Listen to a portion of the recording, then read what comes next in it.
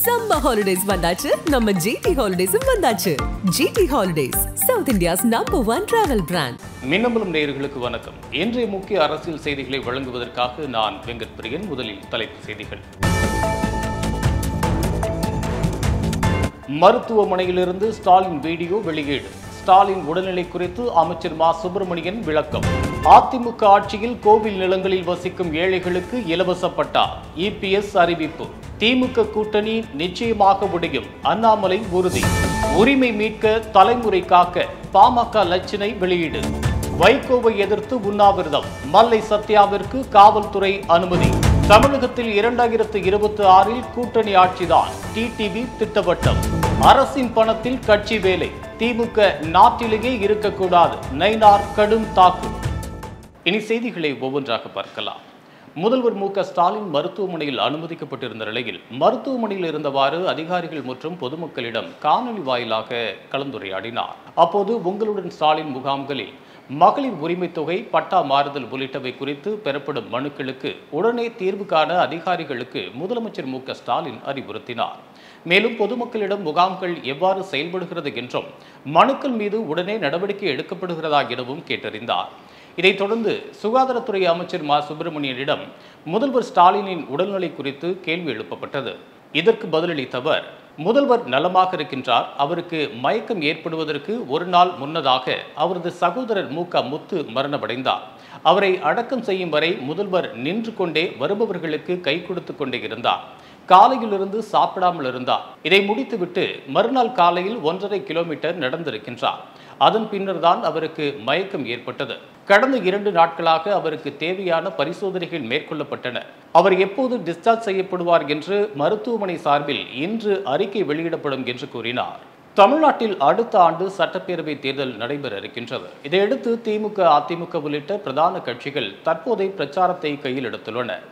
அந்த வகையில் திமுக கூட்டணிக்கு எதிராக பாஜகவுடன் கூட்டணி வைத்துள்ள அதிமுக பொதுச் செயலாளர் எடப்பாடி பழனிசாமி மக்களை காப்போம், தமிழகத்தை மீட்போம் என்ற பெயரில் கடந்த சில நாட்களாக சூறாவளி சுற்றுப்பயணம் மேற்கொண்டு வருகின்றார். பிரச்சாரத்தின் போது அதிமுக ஆட்சி அமைந்ததும் கோவில் நிலங்களில் வசிக்கும் ஏழை மக்களுக்கு இலவச வீட்டுமனை பட்டா வழங்கப்படும் என தெரிவித்தார். கடந்த 2021 ஆண்டு தமிழக அரசு புறம்போக்கு நிலங்களில் 5 ஆண்டுகளுக்கு மேல் வசிப்போருக்கு பட்டா வழங்குவதற்கான வரன்முறை திட்டத்தை அறிவித்தது.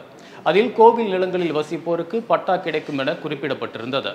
இதை எதிர்த்து பலரும் நீதிமன்றத்தில் வழக்கு தொடர்ந்தனர். அப்போது கோவில் நிலங்களுக்கு ஆக்கிரமிப்பாளர்கள் பெயரில் பட்டா வழங்கப்பட மாட்டோம் என தமிழக அரசு உறுதியளித்தது.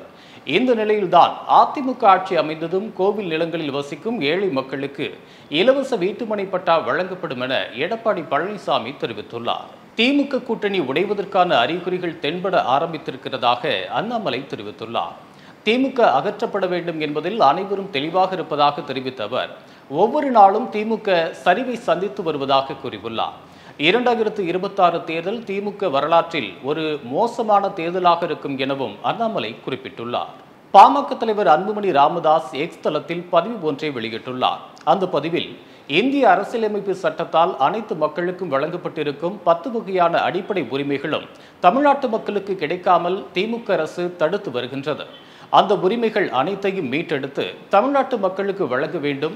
அதன் மூலம் தமிழக மக்களுக்கு நல்லாட்சி கிடைக்க வழிவகை செய்ய வேண்டும் என்ற உன்னத நோக்கத்துடன் நாளை மறுநாள் ஜூலை 25ஆம் தேதி வெள்ளிக்கிழமை தொடங்கி நவம்பர் 1ஆம் தேதி வரை தமிழக மக்கள் உரிமை மீட்பு பயணம் என்ற தலைப்பில் நடைப்பயணம் மேற்கொள்ளவிருக்கின்றேன். இந்த பயணத்திற்காக உரிமை மீட்க, தலைமுறை காக்க என்ற லட்சணை தயாரிக்கப்பட்டுள்ளது. உங்கள் பார்வைக்காக அந்த லட்சணையை இங்கு பகிர்வதில் நான் மகிழ்ச்சி அடைகிறேன் என தெரிவித்துள்ளார். மதிமுக துணை பொதுச் செயலாளராக இருந்து வரக்கூடிய மல்லை சத்யாவுக்கும் மதிமுக பொதுச் செயலாளர் வைகோ மற்றும் முதன்மை செயலாளர் துரை வைகோவுக்கும் இடையே கருத்து மோதல் அதிகரித்து வருகின்றது. கடந்த மாதம் நடந்த பொதுக்குழு கூட்டத்தில் மல்லை சத்யா ஜனநாயக முறையில் வாக்கெடுப்பு நடத்தி கட்சியை விட்டு என்னை நீக்குங்கள் என வெளிப்படையாகவே பேசினார். அதன் பிறகு நடந்த நிர்வாக குழு கூட்டத்தில் சத்யாவை பொதுச் செயலாளர் வைகோ நேரடியாக எச்சரித்து பேசினார். அதைத் தொடர்ந்து துரோகி என்ற வார்த்தையால் மௌனத்தை கலைத்தார் சத்யா. வைகோவுக்கு எதிராக ஊடகங்களில் பேசத் தொடங்கினார். இந்த நிலையில் வரும் ஆகஸ்ட் 2ஆம் தேதி வைகோவை எதிர்த்து உண்ணாவிரத போராட்டம் நடத்த காவல்துறையிடம் அனுமதி கேட்டிருந்தார்.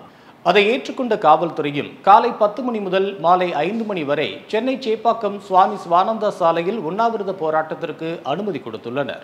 2026 சட்டமன்ற தேர்தலில் அதிமுக தனி பெரும்பான்மை பெற்றாலும் கூட்டணி ஆட்சிதான் என டிடிவி தினகரன் திட்டவட்டமாக கூறியுள்ளார். 2019 நடைபெற்ற மக்களவைத் தேர்தலில் பாஜக தனி பெரும்பான்மை பெற்ற போதிலும் மத்திய அமைச்சரவையில் கூட்டணி கட்சிகளுக்கு இடமளித்ததை சுட்டிக்காட்டி இந்த கருத்தை தெரிவித்துள்ளார். ஆனால் கூட்டணி ஆட்சி என்ற பேச்சுக்கே இடமில்லை என EPS பேசி வருவது கவனிக்கத்தக்கது. திருச்சியில் பாஜக மாநில தலைவர் நைனா நாகேந்திரன் பத்திரிகையாளர்களுக்கு பேட்டியளித்தார். அப்போது தமிழகத்தில் சட்டம் ஒழுங்கு சரியாக உள்ளது என காங்கிரஸ் கமிட்டி முன்னாள் தலைவர் KS அழகிரி கூறிய கருத்துக்கு பதிலளித்த நைனா நாகேந்திரன், திருவள்ளூர் மாவட்டத்தில் கடந்த 24 மணி நேரத்தில் 10 படுகொலைகள் நடந்துள்ளது. எங்கு சரியாக உள்ளது என்று அவரிடம் நீங்களே கேளுங்கள். தமிழகத்தில் பாலியல் குற்றச்சாட்டுகள் தினந்தோறும் அதிகரித்து வருகிறது. எப்படி தமிழகத்தில் சட்டம் ஒழுங்கு சரியாக இருக்கிறது என்று அவர் சொல்கிறார் என்றார். எல்லாம் அவர் வீட்டில் நடந்திருந்தால் அவருக்கு தெரியும். யாருக்காக இது போன்ற கருத்துக்களை தெரிவிக்கின்றார் KS அழகிரி என கேள்வி எழுப்பினார். தொடர்ந்து பேசிய அவர், மாண்புமிகு தமிழக முதல்வர் தனிப்பட்ட முறையில் எனக்கு நெருங்கிய நண்பர். எனது தொகுதி மக்களின் கோரிக்கைகள் அனைத்தையும் செய்து கொடுத்தவர். அவரின் உடல்நலம் பூரண குணமடைய இறைவனை வேண்டுகிறேன். மருத்துவமனையிலிருந்து கொண்டு கோப்புகளை பார்த்து அலுவல் பணிகளை மேற்கொள்கிறார் என்றால் அதை நான் முழுமையாக வரவேற்கிறேன் என்று தெரிவித்தார். மீண்டும் பல்வேறு அரசியல் செய்திகளுடன் நாளை சந்திப்போம். வணக்கம். சம்மர் ஹாலிடேஸ் வந்தாச்சு, நம்ம GT ஹாலிடேஸும் வந்தாச்சு. GT holidays, South India's #1 travel brand. மின்னம்பலம்.com, தமிழின் முதல் மொபைல் பத்திரிகை.